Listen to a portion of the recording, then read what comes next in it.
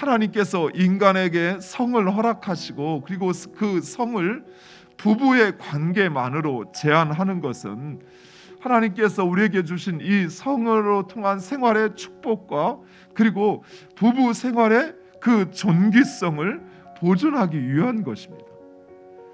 따라서 우리가 먼저 분명하게 성경적인 가르침을 이해해야 돼요. 그리고 그것을 우리의 자녀들에게 가르쳐야 하는 것입니다. 부부의 성관계라 할지라도 그래서 제한되어야 하는 경우가 있습니다. 오늘 본문에서 말씀하는 것처럼 여성의 생리나 또는 출산의 경우와 같이 연약하여져 있을 때 이런 경우에는 제한되어야 하는 것입니다. 이것은 여성을 보호할 뿐만 아니라 위생적인 위험으로부터 남성을 보호하기 위한 조치였습니다. 하나님께서 우리에게 성을 허락하셨지만 그것은 우리의 삶을 건강하고 풍요롭게 하기 위한 것입니다. 따라서 우리는 하나님의 규례를 따라 성생활을 영위해야 하는 것입니다. 이어서 이웃의 아내와 동침하는 일과 자녀를 몰락에게 주어 불로 통과하는 일을 하나님을 욕되게 하는 일이라고 말씀하십니다. 여기서 이웃의 아내는 단순히 그저 주변에 있는 사람의 아내를 일컫는 것이 아니라 신뢰 관계에 있는 사람의 아내를 말하는 것으로서, 즉 공동체의 신뢰와 유대 관계를 파괴하는 그런 행위를 의미합니다. 그리고 몰록은 우리가 잘 아는 것처럼 암몬 족속의 신입니다. 당시 사람들은 신의 진노를 누그러뜨린다라는 명분으로 어린 아이를 불에 달구어진 그 몰록의 손에 얹어 그 아이를 제물로 드리는 것입니다. 이스라엘 백성들은 난지 8일이 되면 할례를 행합니다. 할례는 하나님의 백성, 약속의 자손임을 인정하는 것입니다.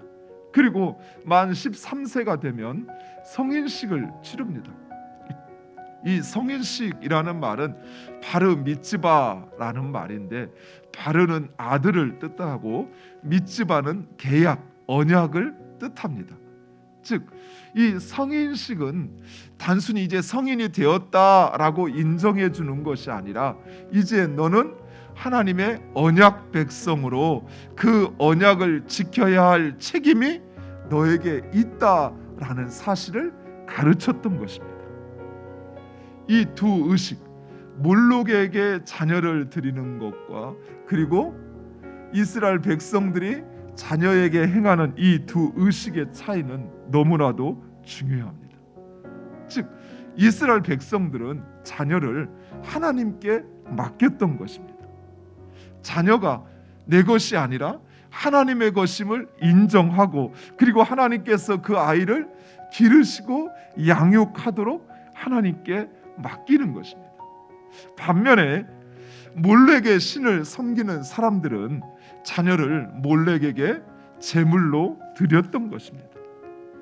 자, 이 모습을 오늘날 우리의 삶으로 한번 비교를 한번 해보면 이렇습니다.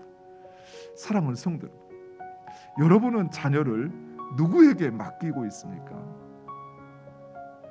하나님에게 맡기고 있습니까? 아니면 세상에 맡기고 있습니까? 하나님의 말씀대로 자녀를 가르치고 또 그 자녀의 정체성을 여러분이 분명하게 자녀에게 주시해주고 그가 어떻게 살아야 하는지를 가르친다면 여러분은 자녀를 하나님께 바치는 것입니다. 그러나 자녀에게 그의 정체성이 무엇인지 그리고 그가 어떻게 살아야 하는지를 하나님의 말씀으로 가르치고 있지 않다면 여러분은 자녀를 몰렉에게 제물로 드렸던 것처럼 자녀를 세상에 맡기는 것과 똑같습니다.